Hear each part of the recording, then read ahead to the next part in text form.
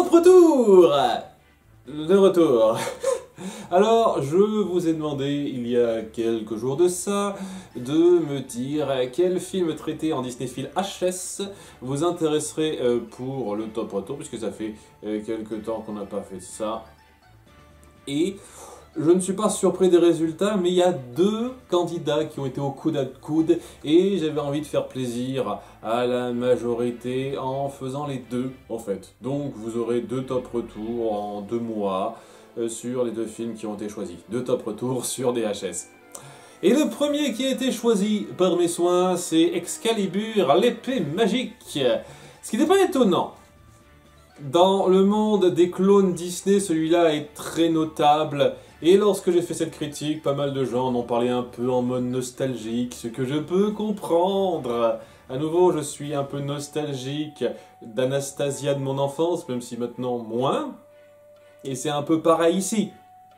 Ça reste un film pas si génial que ça, qui a beaucoup de problèmes, je ne reviendrai pas là-dessus, mais qui s'est plutôt bien enrobé ça pour créer un clone Disney, on va dire au-dessus de la moyenne assez clairement. Mais ouais, je vais être assez honnête, une grosse partie du positif à tirer de ce film, ça vient de l'enrobage entre guillemets, c'est-à-dire tout ce qui appuie la côté de l'histoire, le visuel, le sonore, etc. Pour ce qui est de l'écriture en soi, ça va être un petit peu moins fort que ça. Néanmoins, on est là pour en parler. En avant pour le top 5.5 des meilleurs points d'Excalibur, l'épée magique. Comme le chêne s'enchaîne au sol. Numéro 5.5, Roden, qui est un peu marrant. Il est donc temps de changer de roi. Et je vote pour moi. Je dirais vraiment pas qu'il est dans la veine des grands méchants créés par Disney de cette époque. Mais ça essaye de suivre cette vibe-là. Ça essaye clairement, ce film, de copier ce qui fait l'ambiance du Disney de l'époque. Ça se sent, mais à des kilomètres. Et dans cette approche-là, vous êtes arrivé à rendre un personnage ironiquement amusant, j'ai envie de dire. Je trouve qu'en tant que menace, il casse pas la baraque, et même en tant que méchant qui est juste là pour foutre la merde parce qu'il aime pas la paix et le silence. Vous vous souvenez de sa chanson? Eh ben, on peut faire mieux que ça. Mais dans un sens, c'est peut-être ce qui le rend assez drôle. Ce côté rien à battre, j'en fais des caisses, je me lâche dans mon unidimensionnalité entre guillemets, et parfois c'est un petit peu marrant, même si j'ai le sentiment que c'est pas forcément totalement voulu. C'est un peu comme Rasputin dans Anastasia, je ris de lui, mais est-ce que je suis censé le faire aussi souvent? C'est la question un peu épineuse qui se pose à moi, et c'est pour ça que c'est pas un point entier, mais il peut être amusant. C'est pas un grand méchant, loin de là, mais il peut être amusant. Numéro 5, la créativité dans l'univers et les idées. Comme son nom l'indique, le monde de ce film est un monde magique avec des propriétés un petit peu à part, et on sait jouer dessus pour nous donner quelque chose d'un petit peu dépaysant. Jouer sur ces différents décors, notamment dans cette forêt magique, mais aussi la tanière des dragons, pour vraiment sortir du lot, et même créer quelques développements, quelques concepts magiques qui sont vraiment pas dégueulasses en soi. L'idée même de combiner un homme et une arme ensemble, une créature et une arme ensemble, pour en faire une espèce de monstre difforme, c'est un petit peu créatif, je vais pas le nier. Et visuellement, ça crée des ennemis qui donnent une certaine patte à la menace, si j'ose dire, en jouant là-dessus pour faire ce personnage gag de Poulet H. Pour autant que je l'aime pas plus que ça, celui-là, j'avoue que c'est inventif ce que vous avez fait avec lui. Il y a beaucoup de moments comme ça, en plus de jouer sur le côté médiéval fantasy typique autour la table ronde, Excalibur, etc., etc. Vous partez sur vos petits délires qui sont bien rendus visuellement et qui savent appuyer le travail d'animation qui est quand même de bonne qualité là-dedans. D'ailleurs, l'animation rend très bien aussi. Point numéro 4, l'action. C'est un film qui repose sur une course-poursuite, nos gentils qui doivent se battre contre les méchants et leur plan pour renverser le trône avec de nombreuses péripéties, vols, fuites, combats et ces environnements dont j'ai parlé qui sont plutôt créatifs une fois de plus pour donner des phases d'action qui sont, ma foi, réussies. Pas les plus sensationnels qu'on puisse faire, on a fait mieux, mais qui rendent très bien l'effet rythmé voulu du film. Un moment qui m'a particulièrement marqué à cet égard-là, c'est lorsque nos héros doivent fuir des dragons géants dans leur tanière, donc visuellement il y a quelque chose, mais en plus de ça, le danger se ressent. Et chaque flamme évitée, tu crains pour nos héros à chaque fois, c'est plutôt bien rendu ça. Après, c'est toujours assez simple à décrire ça, bonne action, bien prenant. Que rajouter de plus ? Numéro 3, le casting VF. On a du doublage de qualité pour ce film, comme on l'avait dans beaucoup de films animés de cette période. Dans les années 90, c'était du pain béni, avec énormément de comédiens de doublage de talent qui se sont fait remarquer, qui sont devenus iconiques maintenant. Et ce film n'en déroge pas, il a pas mal de talent derrière. Des comédiens qui, pour la plupart, entrent vraiment en symbiose avec le personnage qu'ils campent et qui rendent ça indissociable.